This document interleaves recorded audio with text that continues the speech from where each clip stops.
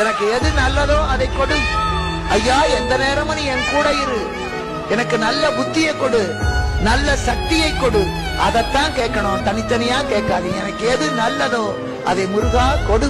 அந்த நல்லதை புரிந்து கொள்கிற புத்தியை கொடு என்று இப்ப போய் கேட்டா நிச்சயமாக அவ அள்ளி கொடுக்கின்ற வள்ளல் முருகன். எல்லோரும் போய் கேட்டு எல்லோரும் நன்றாக சகல சௌபாகியத்தோடு வாழ அறிமுக செவ்வேள் அருள் புரிய வேண்டும் என்று உங்களுக்காக நானும் முருகனிடத்திலே பிச்சை கேட்கிற. எனக்கு எதுவும் வேண்டாம், எனக்கு எல்லாம் கொடுத்துட்டான். அவன் திருவடியிலே என்றைக்கு இருந்தால் போதும்.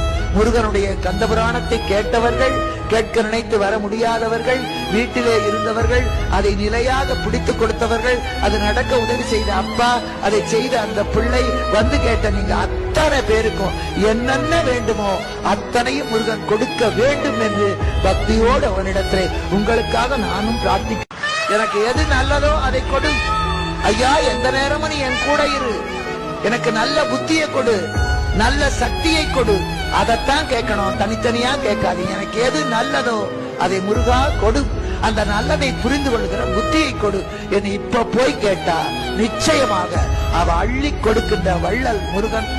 எல்லோரும் போய் கேட்டு எல்லோரும் நன்றாக சகல சௌபாகியத்தோடு வாழ அறிமுக செவ்வேள் அருள் புரிய வேண்டும் என்று உங்களுக்காக நானும் முருகனிடத்திலே பிச்சை கேட்கிற. எனக்கு எதுவும் வேண்டாம், எனக்கு எல்லாம் கொடுத்துட்டான். அவன் திருவடியிலே என்றைக்கு இருந்தால் போதும். முருகனுடைய கந்த புராணத்தை கேட்டவர்கள், கேட்க நினைத்து வர முடியாதவர்கள், வீட்டிலே இருந்தவர்கள், அதை நிலையாக பிடித்துக் கொடுத்தவர்கள், அது நடக்க உதவி செய்த அப்பா, அதை செய்த அந்த பிள்ளை, வந்து கேட்ட நீங்க அத்தனை பேருக்கும் என்னென்ன வேண்டுமோ அத்தனையும் முருகன் கொடுக்க வேண்டும் என்று பக்தியோடு அவனிடத்திலே உங்களுக்காக நானும் பிரார்த்தி